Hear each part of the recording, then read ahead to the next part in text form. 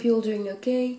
My name is Lucille and today I'm bringing you my reading journal update for March and April.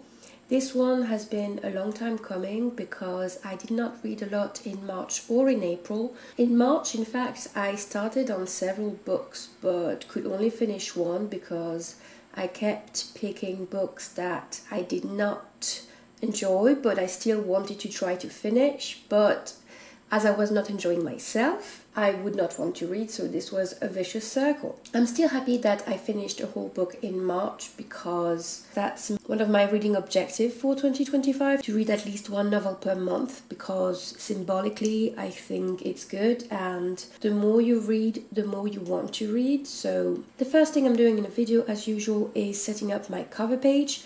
This cover page is going to work for March and April, and I titled it Avant le printemps, before spring.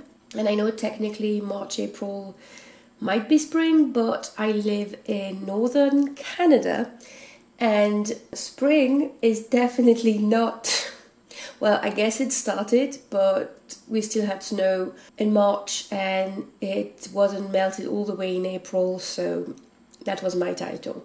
But I still wanted to have a pretty colorful cover page, so I used some scrapbook paper I bought at Action, a discount store you can find in France and other European countries. I really like this floral pattern because it cheered me up, but I needed something more neutral for the right side because I'm going to add covers for the books as well as some statistics, and having all these elements as well as a busy background would have been too much for me. I lettered my title for the names of the month and for the title of the cover page on a piece of scrap dot Greek paper using a Crayola super tip, and I've stopped trying to do a fancy lettering because I don't enjoy doing it. I feel very self-conscious because it's hard for me.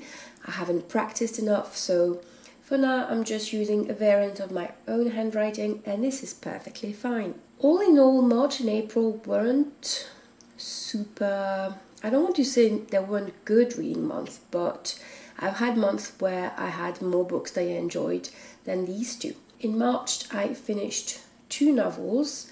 The first one is All the Dead Shall Weep by Charlene Harris. It's volume, am I going to say a mistake? Volume 5 or volume 4 of the Gun Hero series. I also finished Iron Flame, which is volume 2 in the Fourth Wing series. And two of the books I was trying to read that month were Onyx Storm, as well as The Ministry of Time by Kaylan Bradley, if I'm pronouncing it right. And I was not enjoying myself for different reasons.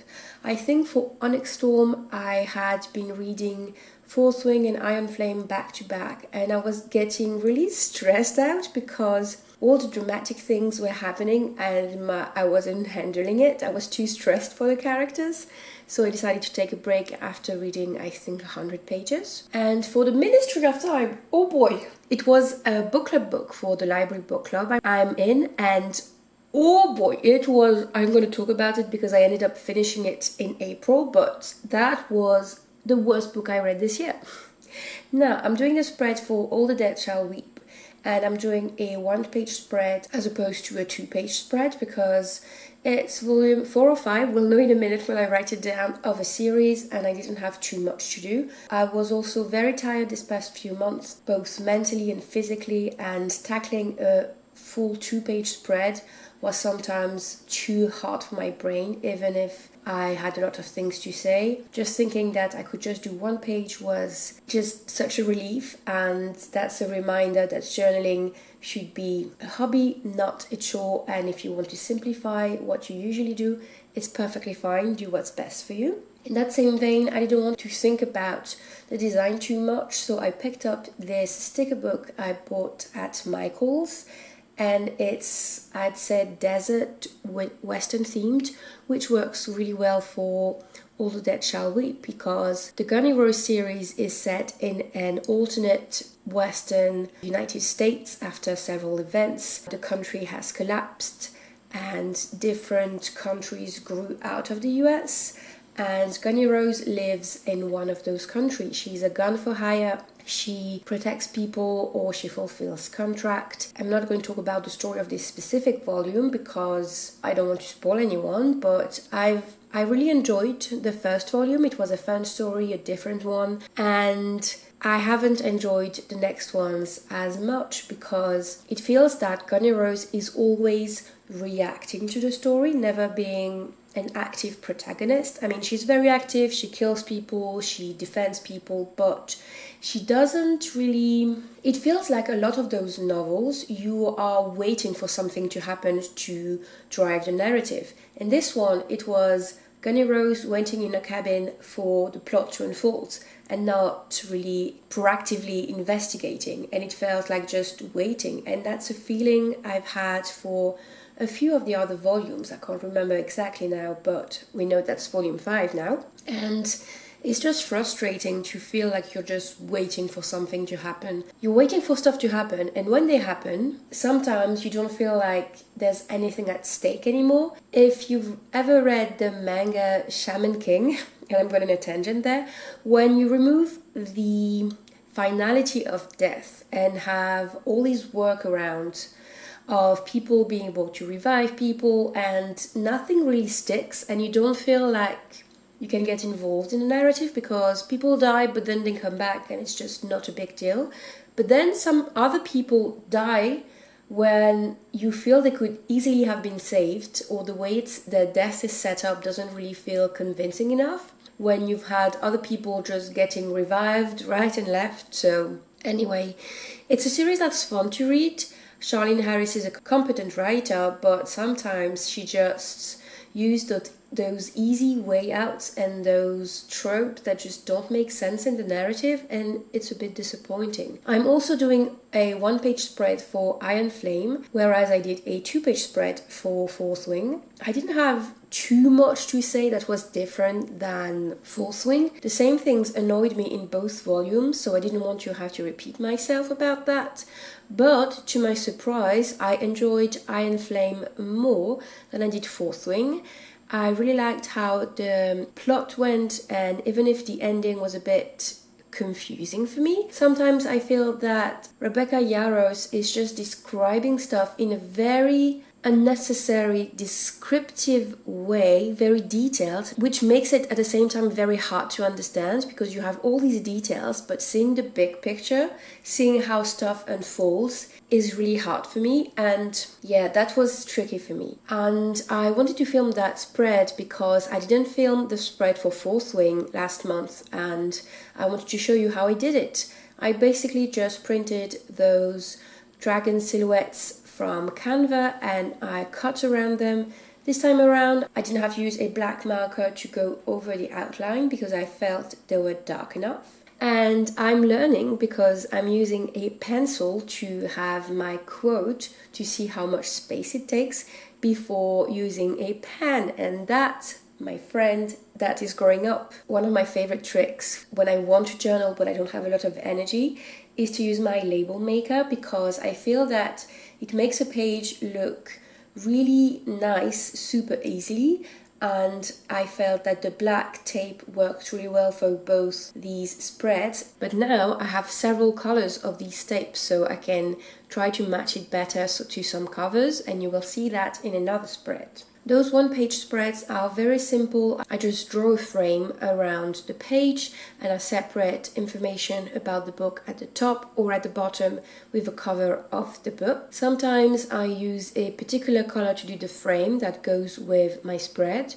but this time around I felt that black was the best to use, and then I simply use my fountain pen to write my reviews.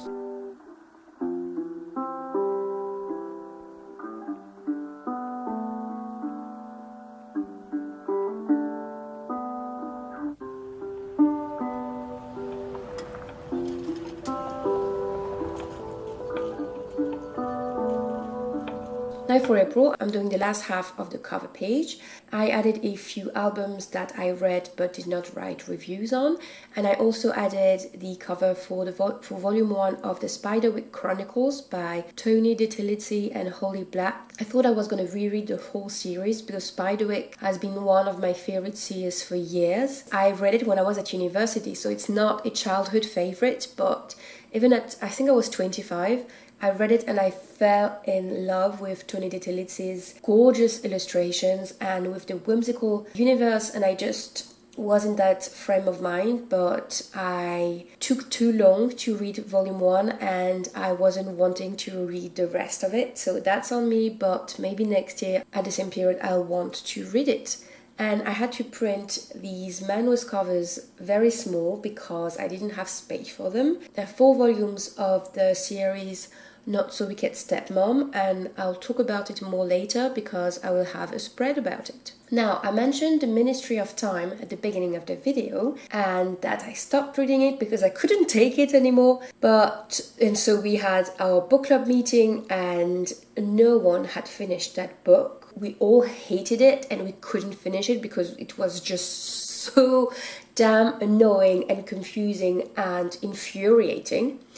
And that same day I was going through my volume to return it to the library and just checking if I wanted to copy down some quotes in my journal, and without really meaning to, I finished the book in that sitting and I was almost finished with it, and that shows how much I hated the book, that I didn't want to read the last 100 pages. But so, The Ministry of Time is science fiction, kind of. It's about time travel. We start the book with an unnamed narrator that's starting a new job as a so-called bridge. She's supposed to be a bridge between a time traveler and the new era in which he lives in. The UK government decided to do this secret project where they have a sort of door that allows them to time travel, and they want to see if time traveling is sustainable. So they basically handpicked a few people from different eras, brought them to the 21st centuries, and have them monitored by those bridges to see if they can adapt to modern life, if their body can even support time traveling, etc. It sounds very fun, right? But the writing, oh my god, the writing. It felt like the author had been gifted a thesaurus for Christmas and was wanting to use the most complicated, obscure words you've ever heard of, and it made the narration so hard because on some pages there were like 10 words I did not get. And it's fine to not know something, but she used words that did not seem appropriate to the style, to the era, to what she was trying to say. And this very flourishy, complicated style worked well when you had few short chapters set in the Victorian era, because that sounded very Victorian, a little obscure, weighty and everything. But so the first thing was the writing, and I've never been as infuriating by an author's writing than by this one. I don't understand my reaction, because when I learn words, I'm so happy. I like to write them down. I like to look up their definitions. I remember reading a page from The Lord of the Rings, and Tolkien was using such precise words to describe the landscape that some paragraphs I had like 2 or 3 words I didn't get. But that did not make me as angry as this. And the story was... So the narrator, that we don't know the name of, keeps spending her time foreshadowing stuff that's going to happen. And I understand it's a narrative way of making the reader really engaged in the narration, because you want to know what the narrator just said. And I wish I knew this before all these terrible things happen, or I wish I had known that this was an important clue, etc. But this happens so often in that book. The narrator is essentially saying all the time, oh, they never forgave me for that terrible thing I said. And she basically, during chapters, she has sometimes full parts, like several pages long, where she just explain and analyze what she did at that time, trying to find excuses for her action and saying, now that I know, I wouldn't do that, and I'm sorry I did that, it's horrible, you must think I'm blah blah blah. And it just cuts the narration so much. And when you discover what she's agonizing about at the end of the novel, you're like, That's your big secret. That's the big horrible thing you did. It just did not make sense to me. And all the revelations at the end, I just couldn't get on board to it. I loved the other main character, the time traveler that the narrator is supposed to monitor and help fit in the 21st century. I found him very sweet, very funny, and I wish we only had him because the narrator was weird. And I understand that characters can be weird, right? It's good character development that your character is so themselves. They're just so, they have a personality and you can really single them out. But she was so strange. You read what she thought about the time travelers and the way she was objectifying people and being conscious she was objectifying people, and in the same way being objectified herself. I just would not recommend that book. It was the worst book I read this year. I don't mean that this book is objectively bad, because I don't think objectivity exists when your enjoyment of book is concerned. But for me, that was my worst read. And I didn't talk about the spread at all. Because the cover is black with colored letters for the title, I really wanted to try out having a black background and writing in white over it. I'm glad I did it. It was a big step for me, but that's how it is.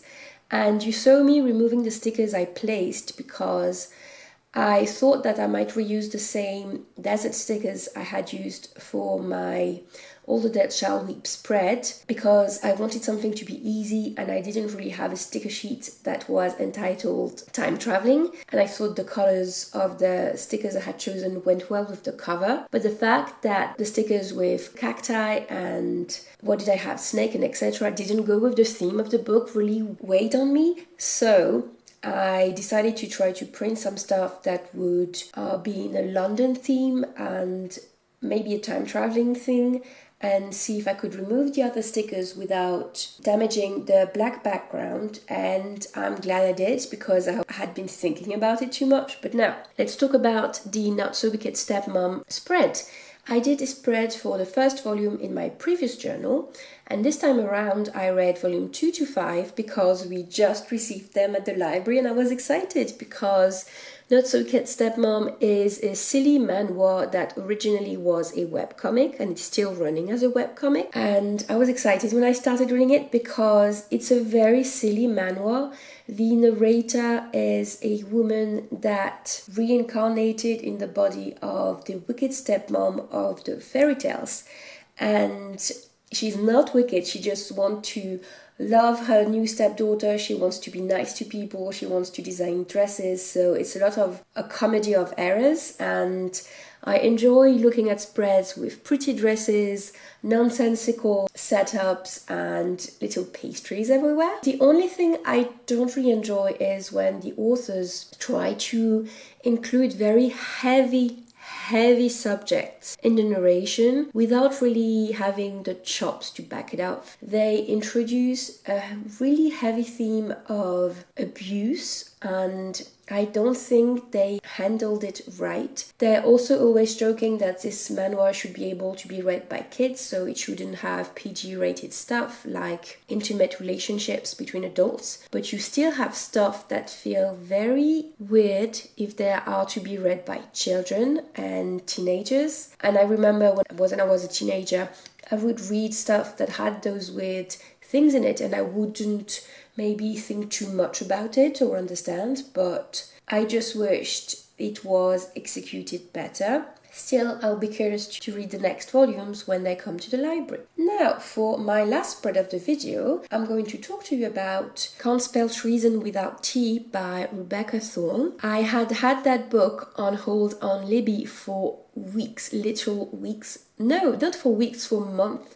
I think I put a hold on it back in December, but there's only one copy in use in my province and there were so many people waiting for it. So when it came up, I wasn't feeling too much like reading. I still wanted to use that opportunity because I didn't want to be waiting 2 more months to read it. Can't Spell Treason Without T is a cozy fantasy novel. It's the first novel in a series. It stars 2 characters that despite having read the volume, I always thought that the names they have should be switched because they just didn't work for me, and now I've forgotten all about them. So we have two characters. One is a royal guard and one is a very powerful mage, and they're in a secret relationship, but the royal guard just gets hurt on the job, and her boss, the queen, is just such an evil person that she doesn't care that her guard is hurt, and finally she's had enough of being treated that way in the guard, and she decides to take the mage on her word to flee the castle, be together, and open a bookshop slash tea shop. And the book tells the story of them traveling, finding the perfect spot for their tea shop, and how they get to learn the people in their new town, how they work on their relationship, and how they try to solve a 100-year-old mystery about dragons. And I'd never read a cozy fantasy before, so I was curious, and in some ways I really enjoyed it because I love when the plots have absolutely no stakes, when it's not a question of life and death, and that really doesn't work with what I said about people just being able to revise themselves. That's not what I'm saying. I'm saying that when you kill someone, it just has to matter in a book. But all in all, I really like when stuff are not so life and death all the time, and you can just enjoy a plot without it being the end of the world. And all in all, I enjoyed the novel. It felt a bit long, but that might have been because I was reading it very slowly with several days in between me picking up the book again, and that's not a good fit with every book. I also was not really impressed by some plot points. It felt that illness and some injuries were used as such big milestones, and you were supposed to be so stressed because that character got infection from a wound, but it felt there weren't enough stakes to feel stressed about it because infection is really deadly, but I think it makes it very hard to care for the outcome because you know that infection can be cured. I don't know if that made sense, but it did not really jive with me. And also, I know it's supposed to be cozy fantasy and the characters just want to go back to their tea shop and not get embroiled in big conspiracies or stuff, but the way that the mage and the guard were presented with those big plot points and those big mysteries, and were like, yeah, I know I have to deal with it, but you know what, I'm gonna go back to my tea shop. This didn't feel cozy, this felt dumb, and all the more when you realize that they have to go back to the mystery they didn't want to be involved with in the next chapter. So it felt like a weird character development trait to be like, yeah, I'm this powerful mage, and yeah, I'm this caring guard, but nah, I'm not really trying to help people. I'm just going to go back to my tea shop because that's what I want to do now. But it was lovely to read about a lesbian couple that's just happy and about people that just accept them. Their being a couple is not a plot point. They're not agonizing about their sexuality. It's just lovely to read something like that, and I'd like to read more volumes in the series because despite that, I'm still curious about it. So here it is. This was my update for March and April. I hope you enjoyed it. As usual, if you've read any of the books I mentioned, please tell me in the comments what you thought about it. Particularly if you've read The Ministry of Time, come commiserate in the comments or come tell me how much you loved it and how wrong I am. I just haven't found anyone yet in person that's liked the book. Anyway, I hope you're doing well and I'll see you next time. Bye!